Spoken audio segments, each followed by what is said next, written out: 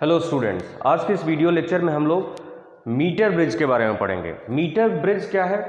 Metre bridge एक structure है जिससे हम लोग अननोन रेजिस्टेंस का वैल्यू फाइंड आउट करते हैं।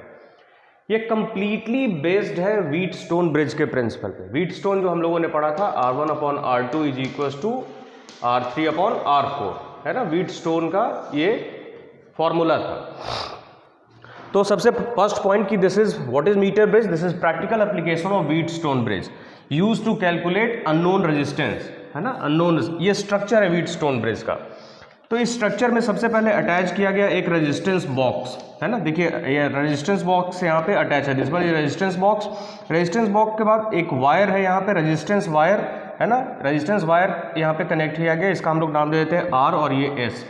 फिर यहाँ से कनेक्टिविटी में देखते हैं कि क्या की, रियोस्टेट एंड सेल, और ये कनेक्ट है फाइनली इस एंड पे। ये मेन वायर है। ये जो रेजिस्टेंस वायर है ये लेते हैं टोटल 1 मीटर लेंथ का। टोटल लेंथ इसका लेते हैं 1 मीटर।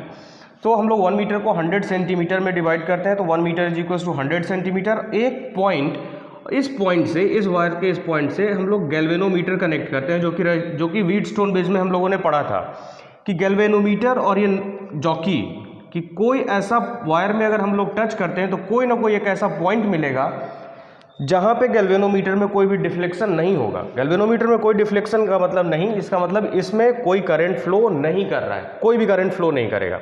और जब कोई करंट इस ब्रांच में फ्लो नहीं करेगा, इसका मतलब ये व्हीटस्टोन को फॉलो कर रहा है, व्हीटस्टोन के प्रिंसिपल को फॉलो कर रहा है। उस कंडीशन में अब देखिए ये consist of 1 metre long resistance wire divided into P and Q। और जो रेजिस्टेंस वायर है जिसका एक तरफ लेंथ L है, कहाँ से लेंथ L है? जहाँ पे ये नल पॉइंट मिल चुका है, जहाँ पे कोई, यहाँ पे इसको जॉकी को पहले यहाँ टच किए, गैल्वेनोमीटर में डिफ्लेक्शन हो रहा था, यहाँ टच किए, कोई डिफ्लेक्शन नहीं, इसका मतलब इस पॉइंट पे कोई भी करंट फ्लो नहीं करेगा। So we take this length L and remaining length is 100 - L centimetre.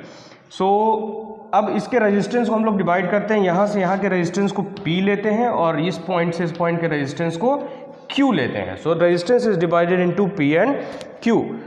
R resistance box है और S का रेजिस्टेंस हम लोग को फाइंड आउट करना है। देखते हैं कैसे कैलकुलेट करेंगे by using Wheatstone bridge. Now we will calculate unknown resistance S by using Wheatstone bridge principle. So according to, you see here, according to Wheatstone bridge principle at balance, जहाँ पे ये balance हो रहा है, balance का मतलब galvanometer में कोई डिफ्लेक्शन नहीं, उस कंडीशन पे हम लोग व्हीटस्टोन के ब्रिज के थ्रू क्या लिख सकते हैं? P by Q, this resistance, ratio of this resistance B by Q is equals to R by S। So P by Q is equals to R by S। अब P resistance को हम क्या लिख सकते हैं?